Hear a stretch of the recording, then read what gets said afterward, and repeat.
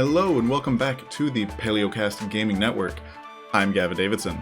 Today we are talking about Dr. Dhrolin's Dictionary of Dinosaurs, a third-party content book for Dungeons & Dragons and Pathfinder, all about incorporating dinosaurs and Mesozoic life into your tabletop games, with lots of content for both players and GMs. This book is published by PalaeoGames, a team of UK-based scientists and illustrators who also just happen to have launched a new Kickstarter for a new book of D&D and other tabletop goodness. And the link for that Kickstarter will be down below in the description. And just for full disclosure, before we get into anything with the video, I bought this PDF copy of the book myself. This is not a sponsored video in any way. So this is going to be a bit of a weird video, or rather videos, plural, because I tried to make a full comprehensive review of this 306-page book, where I tried to talk about both the quality of the science as well as the quality of the mechanics from like a D&D perspective, and it turns out I had entirely too many thoughts about this book to discuss in one video, because I recorded for a little over 2 hours. Now, I am the type of ADHD nerd who would easily watch a 2-hour video about two things that I like, dinosaurs and D&D. And I'm sure many of you are as well, especially if you frequent this channel.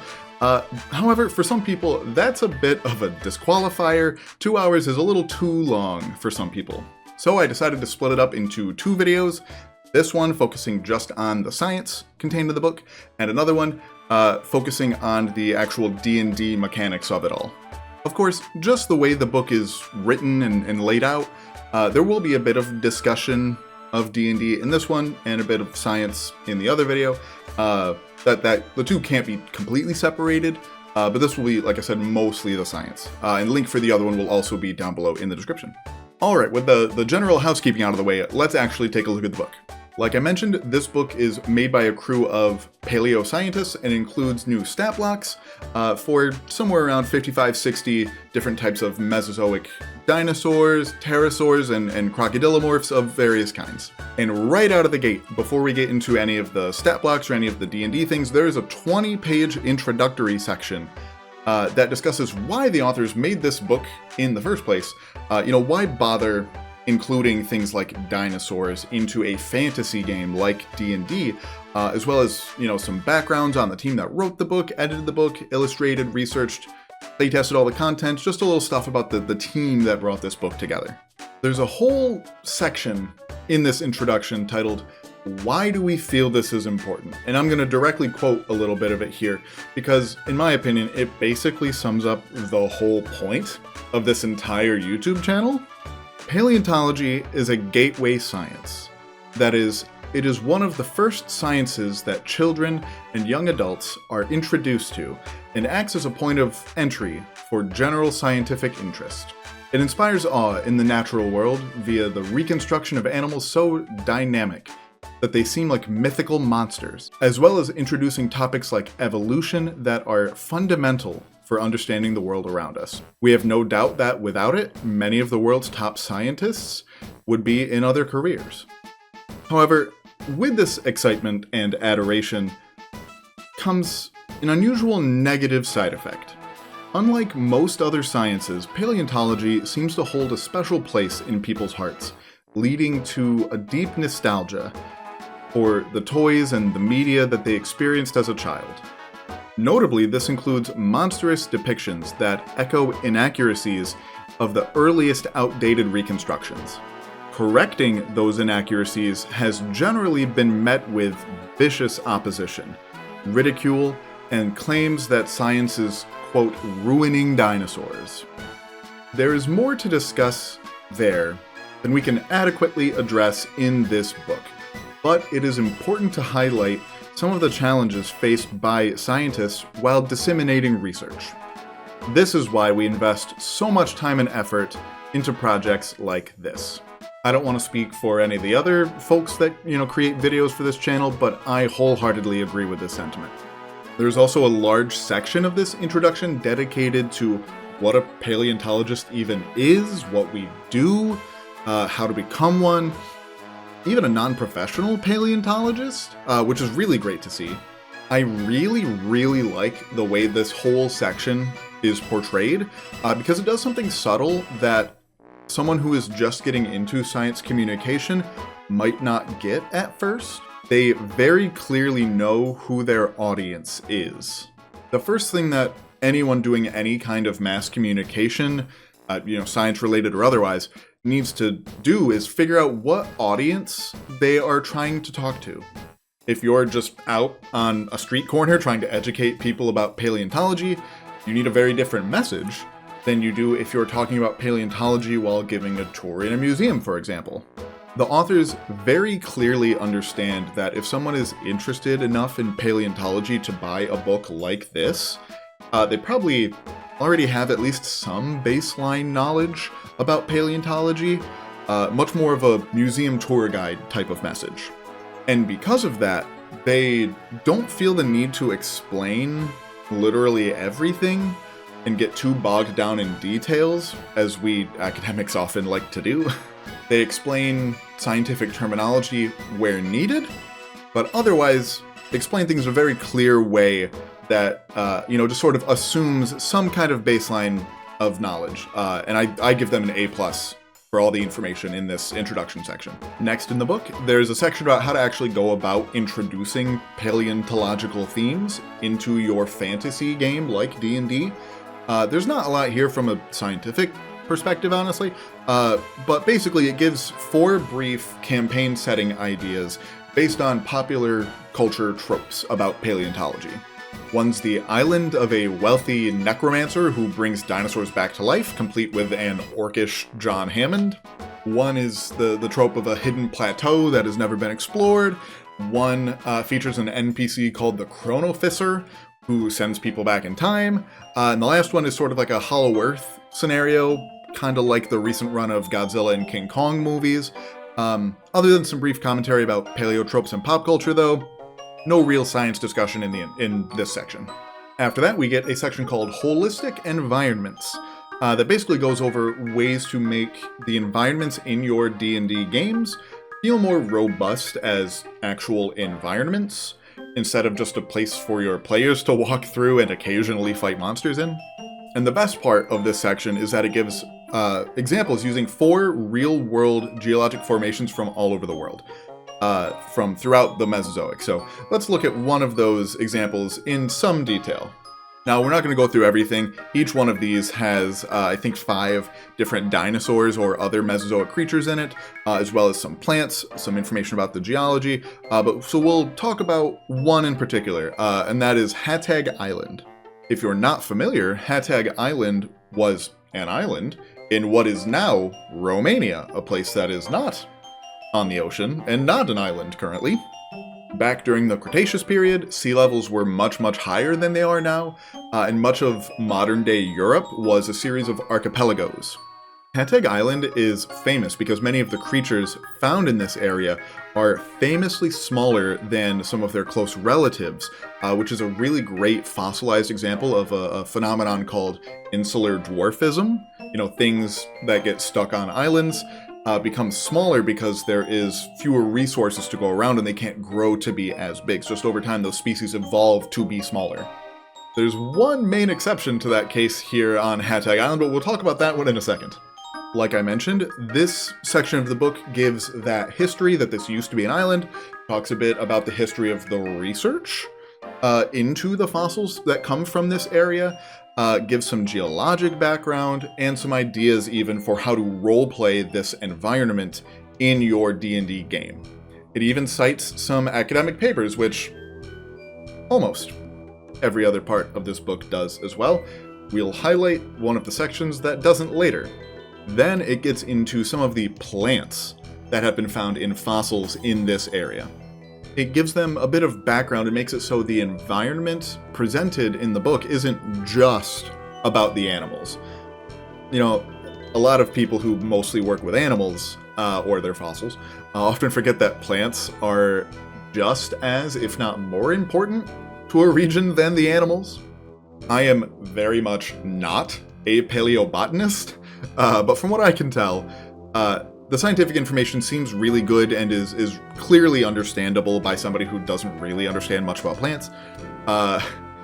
Though, of course, as always with paleontology, some of it is conjecture. All of the plants in each of these various environments in the book come with optional magic rules based on our understanding of the plant. For example, this plant, Pandonides trinervis, has modern relatives that are commonly used as ingredients in curries. So, as an optional magic rule for this plant, if you eat the fruit, you take a little bit of fire damage, but for the next 24 hours you can breathe fire. And that, I think, is really the magic of this book. Every one of the animals and plants in this book have these optional magic rules, or even just non-magical abilities that are based on our real-world understanding of these organisms. Alright, let's actually look at a couple of animals found on Hatzeg Island in the book. First, let's talk about Magyarosaurus, I think that's how you pronounce that, which was basically a miniature titanosaur sauropod. Titanosaurs were the largest sauropods, including dinosaurs like Argentinosaurus and Dreadnoughtus, Paralotitan, but Magyarosaurus was only a little bit bigger than a cow as an adult. In addition to its stat block, which we'll check out in just a second, the book has details about how we think the animal lived, what makes it unique, how it may have behaved, as well as even suggestions on how to present it in your D&D game. Alright, let's look at the stat block. I'm a big D&D nerd, so I love looking at stat blocks. So it is a large beast, which is basically D&D speak for saying it's a non-magical animal that takes up about 4 times the space on a map as the average person does. It has a pretty high armor class, and they say that that's because it has some osteoderms in its skin, which makes sense. It has a decent amount of hit points, but it's relatively slow with a walking speed of only 20 feet compared to the sort of standard of 30 feet. It has pretty high strength and constitution, which makes sense for a fairly large animal. And it also has low dexterity, which also makes sense. Sauropods are generally not thought of as being particularly smart compared to some other dinosaurs, so lower mental stats, that's your intelligence, wisdom, and charisma, also make sense. If you know a lot about D&D though, and you're looking at this stat block, you might notice that the HP calculation or the stealth bonus don't quite line up with what you'd expect for these stats. And that's on purpose. Way back in the introduction section, the authors sort of had a blurb about their design philosophy, basically saying that they don't want to have to arbitrarily inflate or deflate the stats of the creatures to make them perfectly align with that sort of standard quote-unquote presentation in D&D. For example, with these stats, Magyarosaurus should have about 25 more hit points than it has here. Unfortunately, they don't really give a justification for every single one of these changes that they make, since that would probably double the length of a book. My best guess is that they lowered its hit points to reflect the fact that it's a miniature compared to some of its relatives, and thematically, that makes sense. There are some cases, though, where I really do wish that they had explained their justification for changing some of these stats, but that's honestly mostly just me being pedantic and curious. I talk about this much more in detail in the other video, so a reminder to go check that one out when you're done here. Anyway, they also give it a fairly large penalty to dexterity saving throws, which is D&D speak for basically dodging out of the way of something, which also makes sense for such a large, fairly clumsy creature. Sort of in exchange for that, though, they give it the ability to get advantage on strength saving throws, which is basically D&D speak for being able to be moved by something or being able to resist being moved. But while it's not very nimble, it is very hard to sort of shove around, which also, I think, makes a lot of sense. Its attacks also fit the science fairly well, with its neck bludgeon attack having a pretty long range, since it's a sauropod that has a long neck. It can also rear up on its hind legs to make a stomp attack on its next turn. The optional magic rules for Magyarosaurus also make sense. It gives it the ability to turn invisible a few times a day, reflecting the fact that young Magyarosaurus were very vulnerable to being eaten by the main large predator on the island, which we'll talk about now, which I'm Anyone who knows Hatzeg Island has been waiting for me to talk about this. Hatzegopteryx was a giant, enormous pterosaur, about the size and roughly the shape of a giraffe when it was on the ground. It had a wingspan of over 30 feet easily, making it one of the largest flying animals ever. Unlike basically all of the other animals on Hatzeg Island, Hatzegopteryx wasn't limited by the available, food resources on the island or any of the other islands of Europe because it could fly from island to island. And this made it one of the largest predators of late Cretaceous Europe, which I think is really cool. So how does the book actually reflect that? Firstly, it gives a lot of information about the animal itself with a few paragraphs about its likely ecology, its behavior, as well as a bit about its phylogeny, how it relates to some other animals. It all looks like pretty good information, though I think they probably could have provided a bit more given that 3.5 pages of this book are dedicated to just this animal. Though, to be fair, this art is really, really good. Alright, onto the stat block. First, we see that it is a huge beast, which, again, is D&D speak for a mostly non-magical animal that takes up about the same space as roughly 9 people. Its armor class says that it has leathery and downy skin that partially protects it. Many pterosaurs were thought to be quite fuzzy, especially on their body, so that makes sense. It has a walking speed of only 25 feet, which, like I said a little earlier, is a little lower than the sort of standard of 30 feet. However, it has a flying speed of 100 feet, which, for D&D context, is more than the fly speed of an adult red dragon, but lower than an ancient red dragon. So quite fast for the non-D&D initiated. It has pretty high strength and dexterity, which makes sense for a fairly large animal that was also pretty delicate for an animal of its size. For some reason that they don't really explain, though, it has immunity to thunder damage, which is like sound-based damage in D&D. For its attacks, it has sort of a strong attack and a weak attack, and it can make multiple attacks per turn, with the stipulation that it can only do that when it's on the ground, not while flying, which I think makes sense. If an animal this large is flying by you, it's not going to have time to, peck at you multiple times. Both of its attacks kind of have a relatively low chance of knocking the target prone on the ground, but because it attacks multiple times, those chances really do add up. It also has 2 abilities called Swallow and Crop that basically let it try to eat a medium-sized creature, which is basically a person-sized creature, if it has at least 100 hit points left. The creature then gets sort of put into Hatzegopteryx's crop, which is sort of a specialized food pouch in the throat that many modern birds have. While you're in the crop, you can't breathe, and you take some damage each turn until you can escape. While something's in there, it can only fly at half its normal speed, and generally will just try to escape with its meal, which is, usual behavior for a predator. I really like that it has that text because unlike in D&D, in the real world, most animals, even pretty large ones, will try to escape a fight if it can, a fact that's often forgotten in a lot of paleo media. Speaking of it flying, though, it has a special stipulation that it can't just start flying anytime it wants, as animals or creatures with fly speeds in D&D usually can. Instead, it has to either be falling, or it has an ability called Quad Launch. Basically, it slams its arms into the ground and does a giant push-up to push itself into the air. When it does this, it potentially causes anything around it to fall prone on the ground, and Hatzegopteryx has to fly at least 20 feet in a straight line, and then it can start flying, sort of like a plane taking off. I really, really like this, because by all accounts, pterosaurs were really, really good flyers, but they had to get into the air in a weird way compared to anything that flies today. Birds can just jump into the air. They have very powerful muscular hind legs, and so they can just jump and take off from there. Pterosaurs could not do that. They have proportionally teeny tiny little legs, so they couldn't just jump and take off into the air. They basically have to Hulk smash or do like a big push-up to push themselves into the air.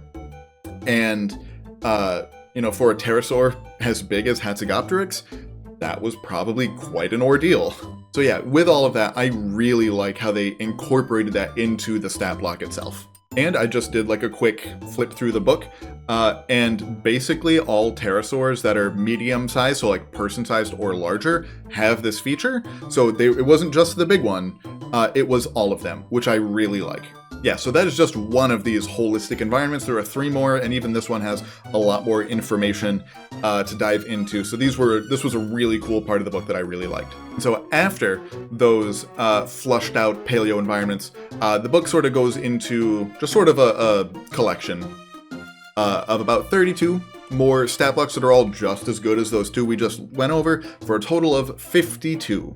After that, there's a couple more that were sort of Kickstarter goals, or for some of their like high donors, basically, to sort of suggest or request stat blocks. Some of those include an ancient Tyrannosaurus. T-Rex already exists in D&D, but this is sort of an ancient, super old one. There's Big Al from the BBC documentary, as well as a couple of sort of mutated Spinosauruses. But what I think I like the most about this section of all the stat blocks is just simply the choices of animals. There are a lot in here that I had never heard of before, and that are really cool. Like a few types of Mesozoic birds, and even some Triassic archosaurs like Eurythrosaurus that you just don't really see often in media. There's also some real weirdos like Charovipteryx, a Triassic archosauromorph, that had a gliding membrane that connected its hind legs to its tail. So it glided using wings on its legs instead of its arms. And I love it when unusual creatures like this get a chance to shine. So I really liked that about this book. The next section mostly contains a collection of tables used to customize the creatures in various ways, and as well as some advice on how to integrate them into your D&D game. They're mostly for gameplay value, not as much the scientific value, but it's worth taking a quick look at. First, we have some tables for the behavior of various types of animals under different situations. I really like this because in D&D, very often, interactions with monsters or other creatures pretty much just go like, party sees the creature, creature attacks the party attacks the creature back until it dies. And, in some cases, that does make narrative sense. But in the case of animals presented in this book, they're not monsters, they're animals. Not monsters next, they're just animals. And as such, should mostly act how real animals would. Most animals prefer not to fight to the death if they can avoid it, and will yield or flee a fight if they get injured. This section has 3 tables each for carnivorous animals and herbivorous animals, with a different table depending on the size or lifestyle that the animal lives. So you'd roll on a different table for, T-Rex than you would for Velociraptor, which makes sense because they'd, respond to different situations in different ways. After that, there are a couple of tables for major and minor mutations to add to your creatures, just sort of for a little fantasy fun. These basically take features from one creature and graft it onto another one.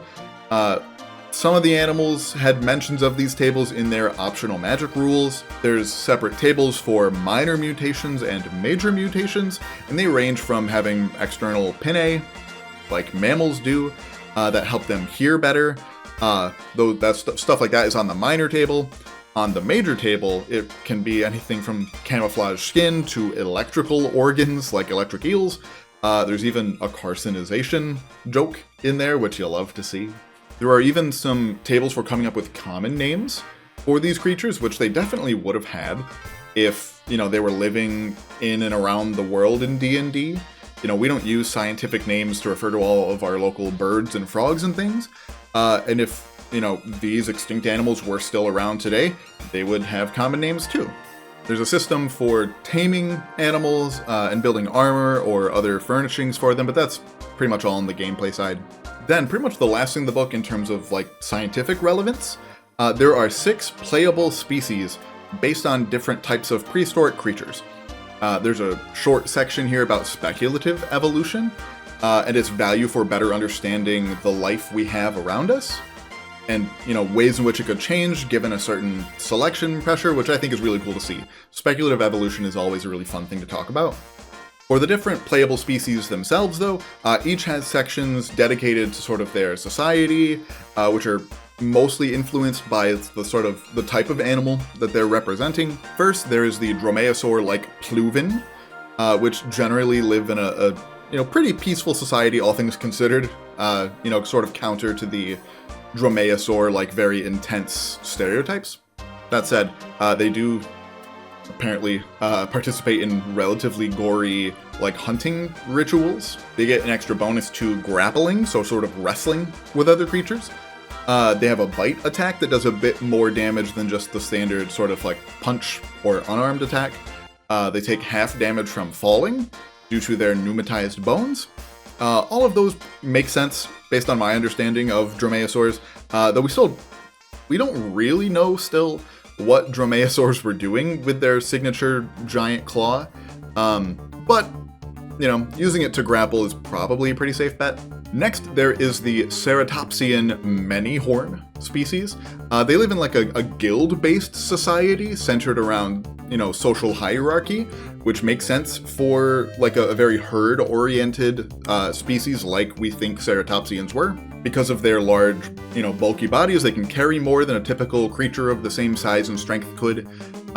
They can benefit from their sort of guild connections and bargain for better prices at shops or a free night at an inn.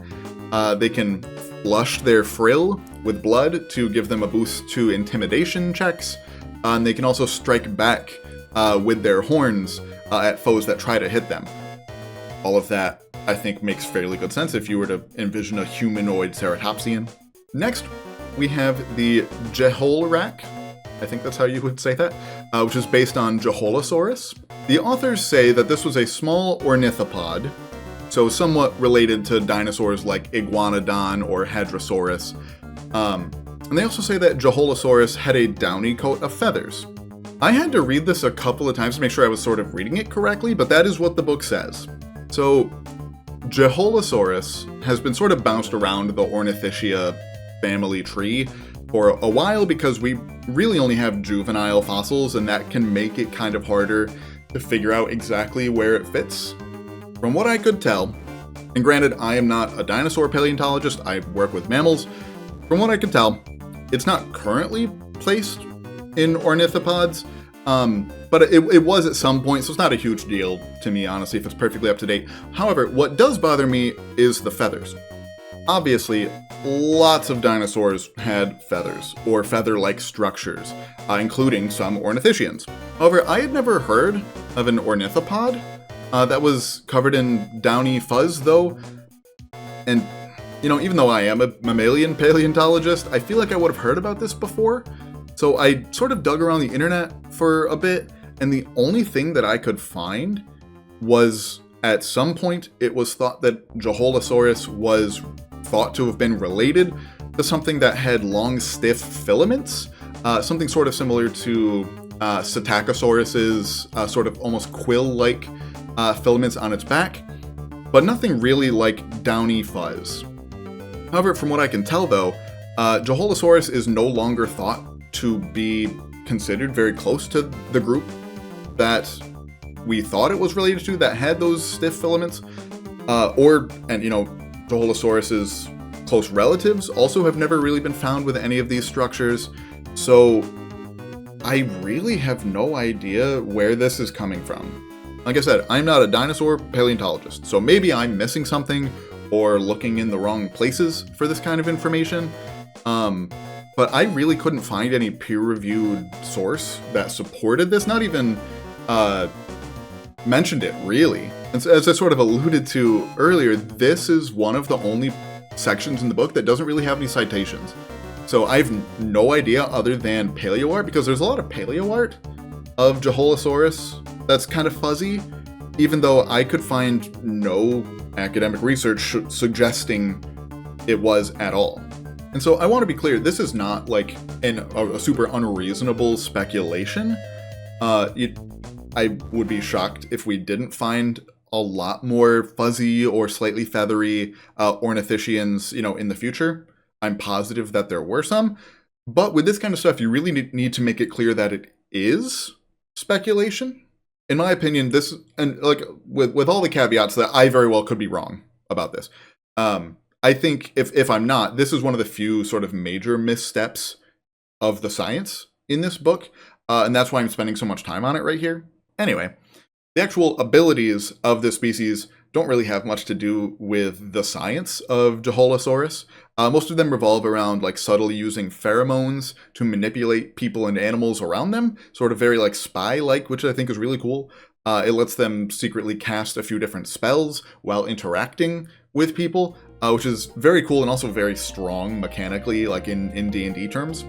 That aside, after we have the Ankylir species based on Ankylosaurs. Despite being herbivores, they're characterized as very standoffish because they are so heavily armored that they're slow and they can't run away from threats, so they have to stand their ground. So this whole society is sort of based around smithing, particularly armor smithing, reinforcing their natural armor with worked metal to double down sort of on their defensiveness.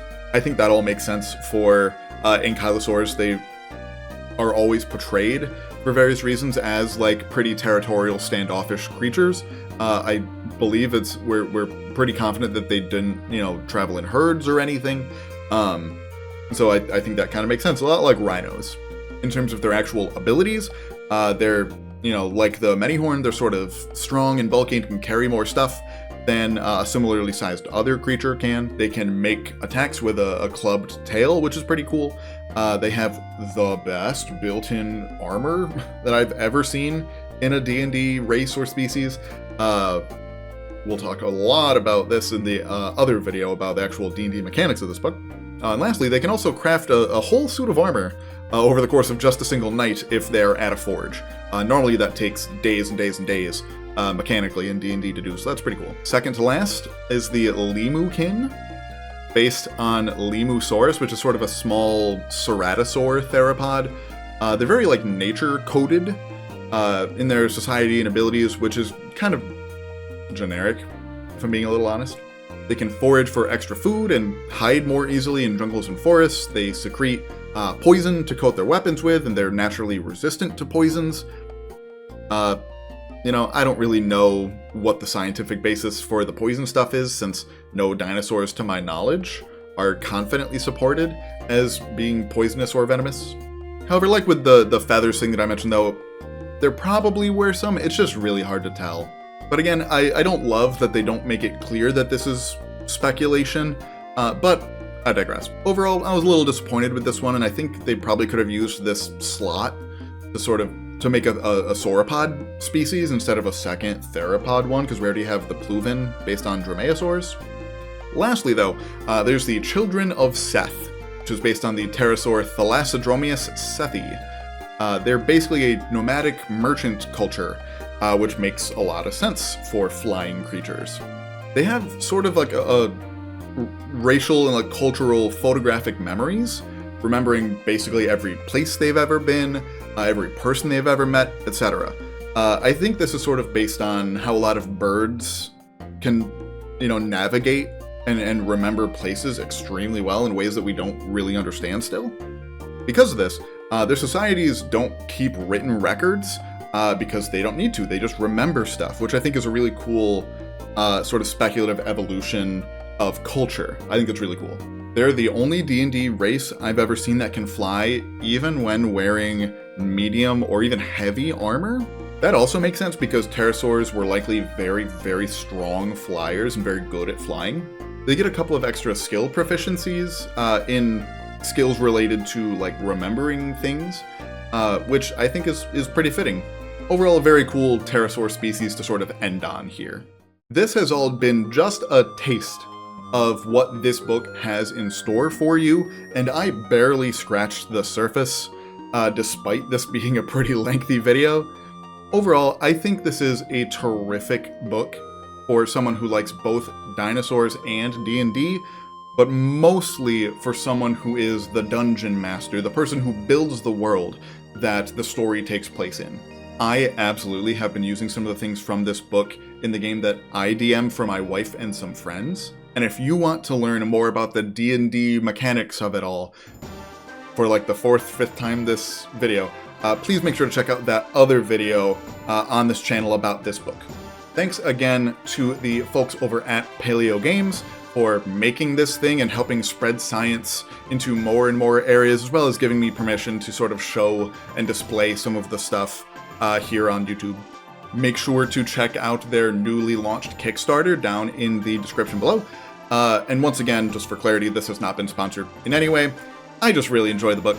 I've been your host, Gavin Davidson, and we will see you all next time on the PaleoCast Gaming Network.